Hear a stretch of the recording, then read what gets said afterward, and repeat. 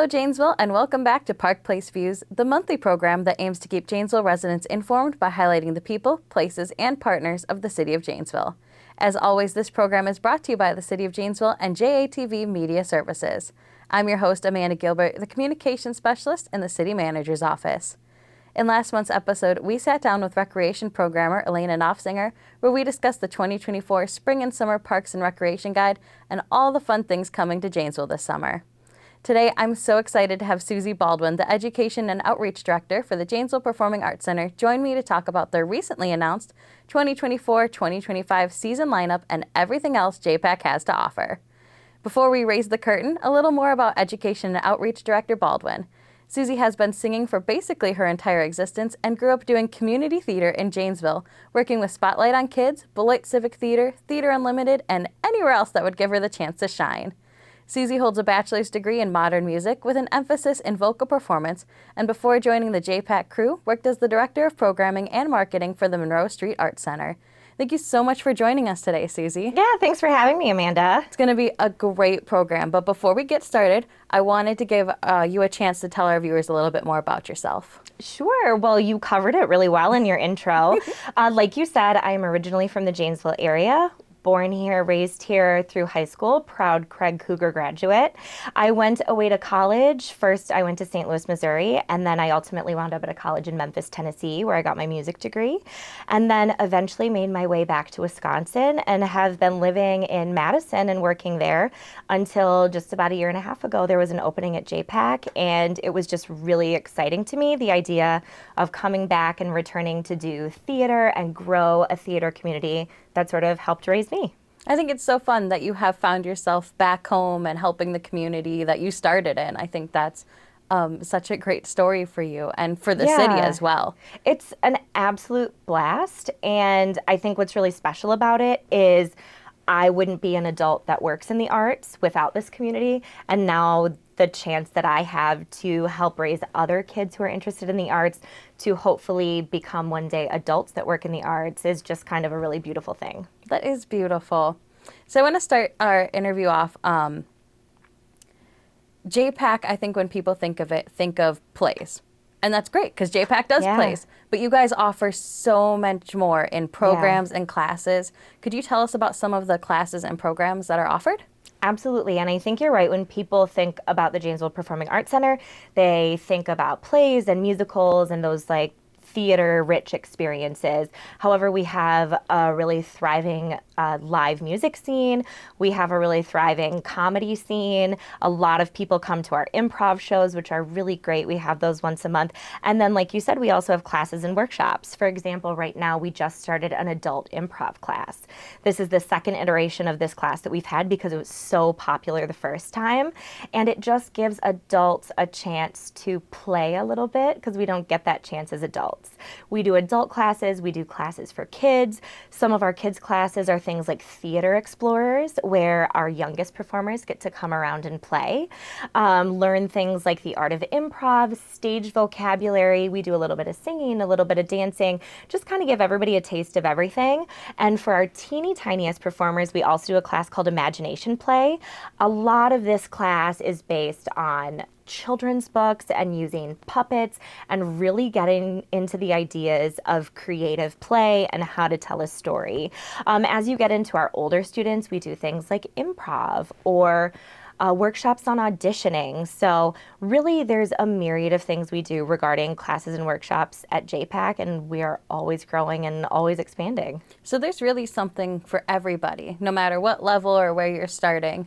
There really is. And a lot of people don't love to be on stage. So we have a really thriving program backstage as well. For example, this summer we have our two main musicals coming up for both 4th through 8th grade students as well as high school students. And we do a summer internship, and that's in all areas. You can be a directing intern, a choreography intern. You can intern regarding lights and sound and the technical aspects of theater. You can be a costuming intern. You can be an intern regarding marketing and social media because we know kids are better at that than we are. So there really is a little bit of something for everybody. And you have tons of opportunities and offers out there. If someone's interested, how would they go about registering? The easiest way is to check our website, janesvillepac.org. But I always tell people never hesitate to email me directly. And my address is Suzy, Suzy, at janesvillepac.org. And speaking of signing up, JPAC does do plays like we talked Yeah. about. If someone wants to sign up for an audition to be in a play, how would they do that? So again, the easiest way is to visit our website, janesvillepac.org. Another great way is to visit our social media. We're on Facebook as well as Instagram. We always put out blasts regarding that. And signing up for our newsletter is a really great way. We're always going to blast our upcoming auditions on there as well. Nice. And you mentioned earlier about opportunities for people who may not be comfortable on the stage but still want to be involved. What kind of opportunities are there for people who want to be behind the scenes, and how would they sign up for those too? Absolutely. Again, visiting our website, we have lots of volunteer opportunities listed. One of our most thriving volunteer opportunities is ushering, house managing. We have volunteer bartenders. We have people volunteering in our shows in all aspects. And again, you can visit our website for all of those opportunities. Our shows would not exist without our volunteers. They help us hand out programs and show people to their seats, and operate our lift. And quite frankly, they are such an integral part of what we do, and we love working with our volunteers. Volunteers are crucial in every aspect. We have tons that help out the city too, and we really couldn't do without them, so I totally understand. Absolutely, and as a nonprofit, we really can never have too many volunteers. It's also a really great way to see free shows. So when volunteers come, they help hand out programs or show people to their seats, but then they always get an opportunity to watch whatever the show is for free. As if you needed another reason to volunteer. Exactly. But if people are busy and they still want to support the Janesville Performing Arts Center, how would they go about doing that? Sure. If people are busy, you can volunteer as little as once a month, once every 6 months. Just getting us to know you, being in our orbit is a great way. Coming to see a show is a great way of supporting the PAC. Shouting us out on social costs $0 and helps bring awareness to who we are. Because we are a nonprofit, and especially as the education department, we're always looking for donors and sponsors, always taking donations to help our shows be better and better, help more kids get scholarships to be in our programming and things like that. And speaking of socials, I don't want to go too into it because we're going to save it for the end, because I know you guys have been teasing the 2024 and 2025 We have. season lineup, but I want to kind of start at the beginning, right? Absolutely. So how does it get determined what shows you guys are going to put on? That's a really great question, Amanda, and it's a layered answer. So ultimately, the executive director, myself, and the other staff, we sit down and we talk about what would we like to do, what we think the community might want to do. We really like to choose things that both would be of interest to our patrons as well as of interest to the actors who we think will be performing them. We want people to be excited about auditioning for the shows, but we also want people to be excited about coming to shows. We also want to choose things that will give people an experience. We want theater and art forms of any kind are there to make us feel something, and we want to do shows that will make you feel things. Sometimes they will make you feel excited and make you laugh with things like Elf. Sometimes we do shows that are really thought-provoking and really deep, and we want you to take home certain themes to think about. So we really sit down and try and build a season that will satisfy both the patrons as well as the people performing in the shows. It's a hard process. We take a look at a lot of titles, and then from there we just start narrowing it down. And so for the feelings, what can people expect to see and feel for the rest of the season that's already been announced? What programs are coming up next? Oh, so for the season that's already been announced, that's a great question. Our next 2 big summer shows coming up for our 4th through 8th grade students is going to be High School Musical Junior. And for anyone my age and younger, maybe the parent of someone my age and younger, that's going to evoke a lot of nostalgia. I mean, as a person in my 30s, I've now shown the High School Musical movies to my kids. They love them. They sing the songs all the time. That one's going to be pure fun, pure joy. Then with our 9th through 12th grade students, we're also doing Mean Girls high school version, which, not to date myself, but that movie came out when I was in high school. But the themes are still surprisingly pertinent to what the high school experience is.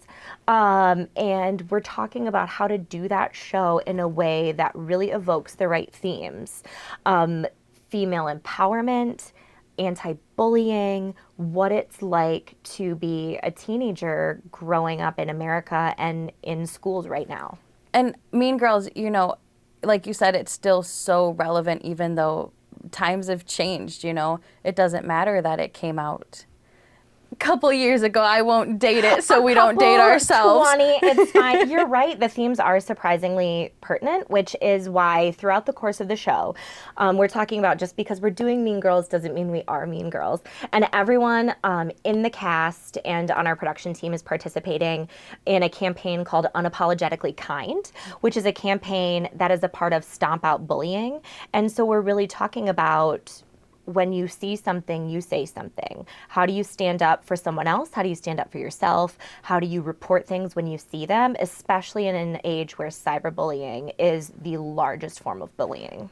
Yeah, I love that. I love that you're teaching them all of these values while you're also teaching them the skills that they need if they want to continue pursuing any sort of acting, singing experience, anything with the theater, really. One thing I remind people when they come to our first informational meetings is, while yes, we are a performing arts program, we are education-based, and we are here for both beginners and people that have done this before. And while yes, we are building wonderful performers, first and foremost, we are always building wonderful humans. So it's foundational to our program, and I'm really excited to see how 2 of our summer shows can really support that. Yeah, hopefully massive success across the board for you guys. I hope so. Now, we've been teasing it the whole episode. You guys have just announced the 2024-2025 season lineup. We have. What can people see on the docket? What should they definitely go check out? So at our season announcement party, some of the titles that we just announced for our upcoming season are Tick, Tick, Boom, which is going to be one of our adult musicals, as well as Godspell. That's another adult show that people can audition for and come to see. We are also doing Annie Jr., as well as Seussical Jr. with the JPAC kids. What's really exciting about this next season is that it's our 20th anniversary season. So a lot of the titles that we chose really harken back to big themes throughout JPAC. Tick, Tick, Boom was the first musical that JPAC ever produced. And Annie was a show that was used as a fundraiser in order to open JPAC in 2004. Aww. So these are titles that we really wanted to do to pay homage to where we've come from. I love that. And I love that you guys are circling back in your 20th year. It's going to be a big year for you guys. I feel it. It's just going to be really good. Thank you. We're excited. We're really excited. And then when we hit next summer of 2025, which doesn't even feel real, we are doing a high school show. We're actually doing Freaky Friday, the musical. Nice. And then our middle school show, we're still not able to announce. So that's going to be a super special announcement coming at the end of this year. Well, we will look for it, obviously. We're about out of time. If people want to get into contact with you or anyone at JPAC, how would they go about doing that? Please visit our website. It's janesvillepac.org. Email me personally. My name is Suzy Baldwin, SUZY, at janesvillepac.org. Awesome. Well, thank you so much for coming on the program today, Suzy. Yeah, thanks for having me, Amanda. Of course. Before we go, I also want to thank our viewers and residents for tuning in today and for all you do to help make Janesville a community of choice to realize life's opportunities. I invite you to stay connected with the city by following us on Facebook, X, and Instagram, signing up for emergency notifications from the JPD via the Nixle app, and signing up to receive city press releases by visiting janesvillewi.gov/email lists. For Park Place Views and the City of Janesville, I'm Amanda Gilbert. Thanks for tuning in, and we'll see you again next month.